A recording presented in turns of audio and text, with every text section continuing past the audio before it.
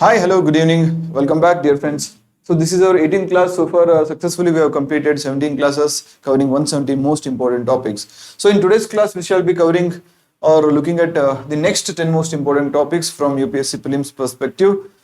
Today's class shall be interesting, and it will also be a little important because we have included so many relevant schemes which were in news in past 1 year. So we'll start with the digital Shakti.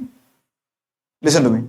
So whenever there is a scheme or any yojana or any particular campaign, so three things that you should know: who was it launched by, who has launched that scheme, that yojana, or maybe that particular campaign, and when was it launched? What is the basic objective of that particular yojana or scheme? Right? It might be any scheme or any yojana.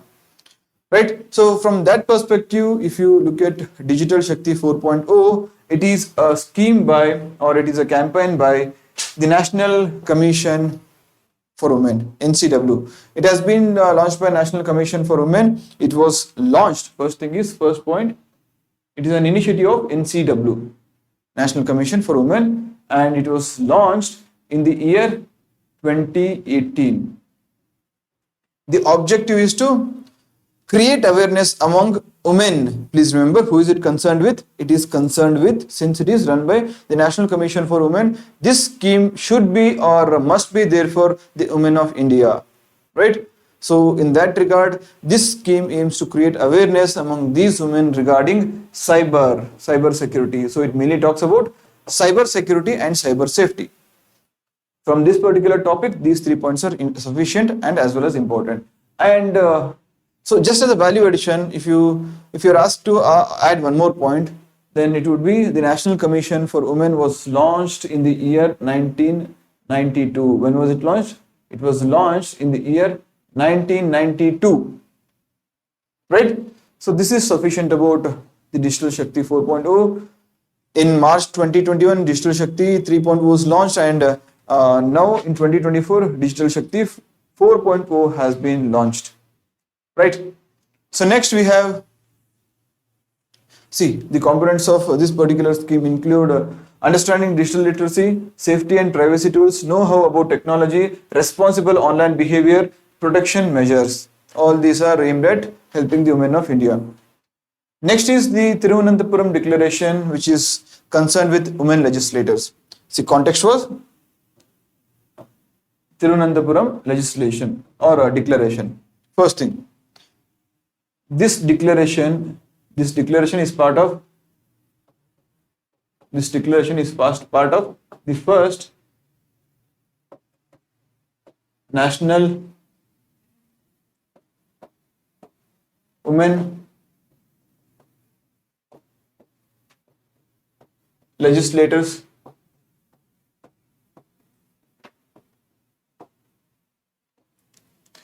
Thiruvananthapuram Declaration was the outcome of first National Women Legislators Conference, which was held in the year 2023. Where was it held? It was held in Kerala, that is Thiruvananthapuram. What is it related to? It seeks to, or through the declaration, the participants, who were the participants? All women legislators from across the country, from Jammu and Kashmir to Kanyakumari to Gujarat to Arunachal Pradesh. All women legislators from across the country participated or took part in this conference, and these people through Thiruvananthapuram Declaration have asked the government of India and Parliament to pass a bill. Which bill is this? Women's Reservation Bill. They have asked the Parliament to pass this particular bill, which seeks to provide at least 33% of reservation for women in Lok Sabha, Rajya Sabha as well as state legislatures. Alright. So 4 points. First one is, it was an outcome of the first National Women Legislators Conference. It was held in 2023, where Kerala in Thiruvananthapuram. And what was the basic objective of this declaration? It asked or it suggested the government to pass this particular bill. Which bill? Women's Reservation Bill 2023, which seeks to provide 33% reservations for women in Parliament as well as in state legislative assemblies. That's it. This is more than sufficient. Next, Baal Swaraj portal was in news because Supreme Court has suggested, or in fact, suggested would be the wrong word. It has actually ordered all states across the country to act right at least once. There is some sort of sarcasm in it, and it has asked all the states in the country to act right at least once to locate and save abandoned children affected by the COVID-19 outbreak. Thousands of children were abandoned who lost one of their parents or both their parents because of COVID-19 pandemic. And in this regard, the state governments were a little lethargic to act. So as a reason, Supreme Court had to step in based on various petitions, and it has now charged all the state governments and have asked them to act right at least once.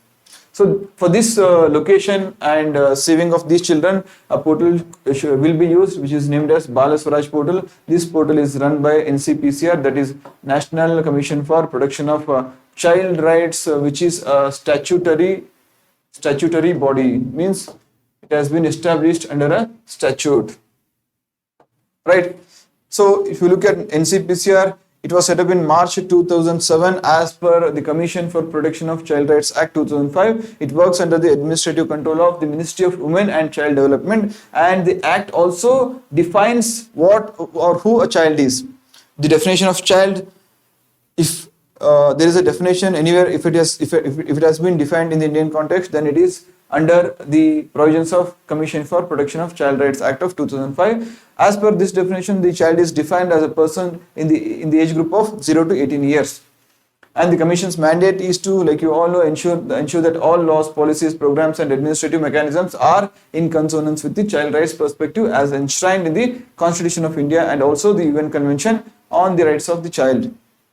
Not just that, the Right to Education Act, which was passed in the year 2009, has also given some responsibilities to NCPCR, and this includes to inquire into complaints about violation of the law, summon an individual and demand evidence, seek a magisterial inquiry, file a writ petition in the High Court or Supreme Court, approach the government concerned for prosecution of the offender, recommend interim relief to those affected. If you look at the composition, the NCPCR consists of a chairperson and 6 members, of which at least 2 should be women, and their term should be 3 years. They are appointed by the Government of India, and the maximum and minimum age will be 65 years for the chairman maximum age, and 60 years will be the maximum age for the members. Namaste scheme was in news, dear friends. With respect to this particular question, the full form of Namaste becomes important, and who is it concerned? So Namaste here stands for National Action for Mechanized Sanitation Ecosystems, that is Namaste. It has received about 100 crore in the funding from the Union Budget 2023-2024, and the government aims to enable 100% mechanical desludging of septic tanks and sewers in all cities and towns. Right? So as part of the extension of this scheme, all of the country's urban local bodies are now included. It was introduced as a central sector scheme in the year 2022, and the program aims to eliminate harmful sewer and septic tank cleaning practices. It is being carried out jointly by the Ministry of Social Justice and Empowerment and the Ministry of Housing and Urban Affairs.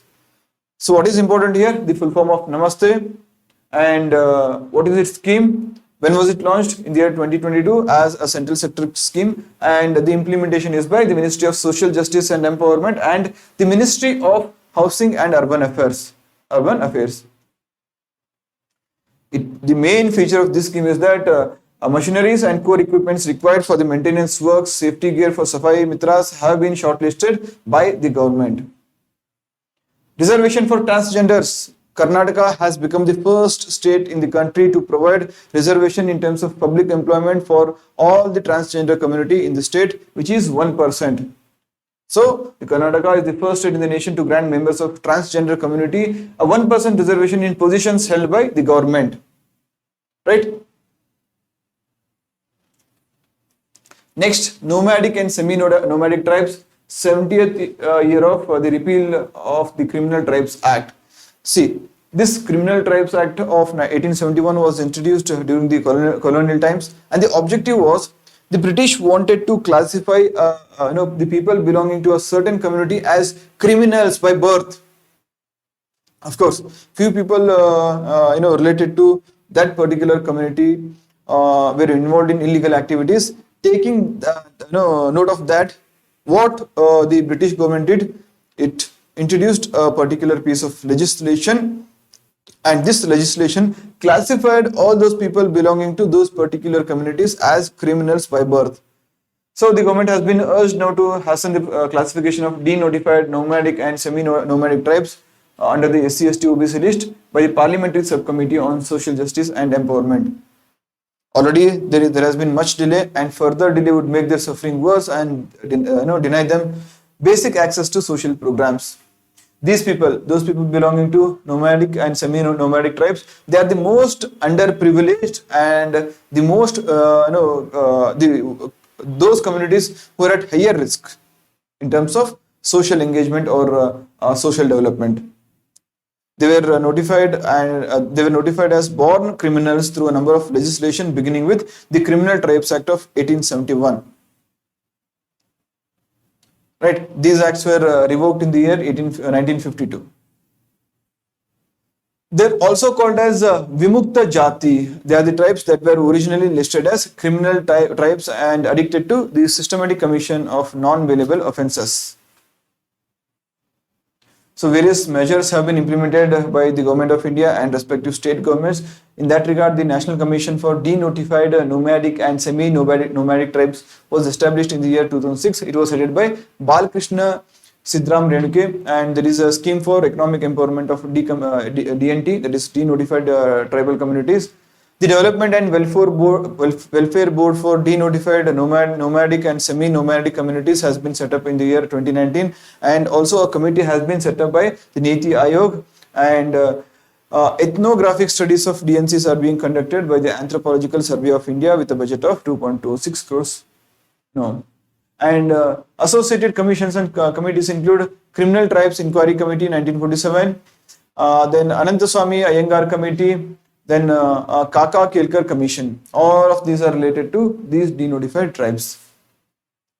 Next is the UN Habitat report on urban poverty. Alright. So according to the UN Habitat World Cities Report 2022, the COVID pandemic momentarily slowed down India's increasing urbanization, and in this regard, the report might not be that much relevant from UPSC perspective because there are no significant points here. What is important here is this thing about the UN Habitat. The United Nations Human Settlements Program, UN Habitat, which is famously called as, is the United Nations Agency for Human Settlements and Sustainable Urban Development. It was established in the year 1978 as an outcome of the first UN Conference on Human Settlements and Sustainable Urban Development, which it was held in Vancouver in Canada in 1976. Right. It is mandated by the United Nations General Assembly to promote socially and environmentally sustainable towns and cities with the goal of providing adequate shelter for all. It is a member of the United Nations Development Group. Please remember. And also comment down in the comment box which institutions or which organizations come under the United Nations Development Group. UN Habitat reports to the United Nations General Assembly regularly. It is headquartered in Nairobi, Kenya. What is the Habitat Agenda? The mandate of the UN Habitat derives from the Habitat Agenda adopted by the United Nations Conference on Human Settlements in Istanbul in Turkey in 1996. It is called as Habitat 2. And if you are asked about the twin goals of the Habitat Agenda, they are adequate shelter for all and the development of sustainable human settlements in an urbanizing world. Next is about PVTG, that is particularly vulnerable tribal groups. Question was previously asked by UPSC in prelims examination.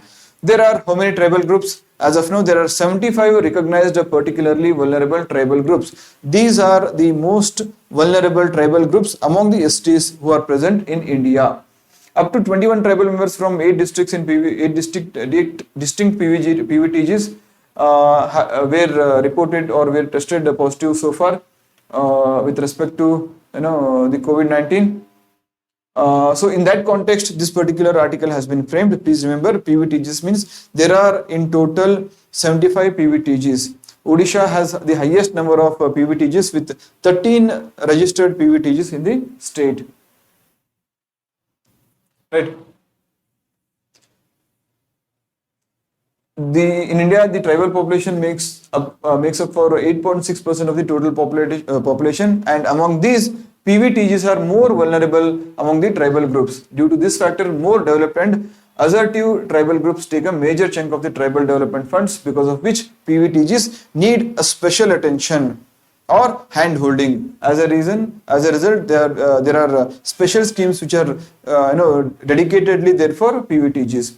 In 1973, the Debar Commission created primitive tribal groups, and in 2006, these PTGs or primitive tribal groups were renamed as PVTGs. Right? The basic characteristics of PVTGs include they are mostly homogeneous, and they have very small population. They are relatively physically isolated. There is the absence of written language. They have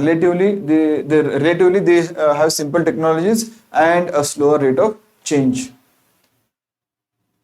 A Panchakosha system for education was in news. It is related to yoga. It was it has been mentioned in Taittiriya Upanishad, and this shloka has been introduced as part of the national curriculum framework, which is a part of the new education policy. So the 5 Panchakosha. The 5 Panchakoshas are Sharirik Vikas, Pranik Vikas, Manasik Vikas, Emotional and Mental Vikas, Bauddhik Vikas, and Chaitsik Vikas, which stand for physical, mental, emotional, spiritual development respectively. So the Upanishad says when these things are focused particularly, the overall development of a human being takes place. Right? Next is Foundation Literacy and Numeracy. It's a campaign. So it's a part of the National Education Policy 2020. It has prioritized the acquisition of fundamental literacy and numeracy for all children as a urgent national mission.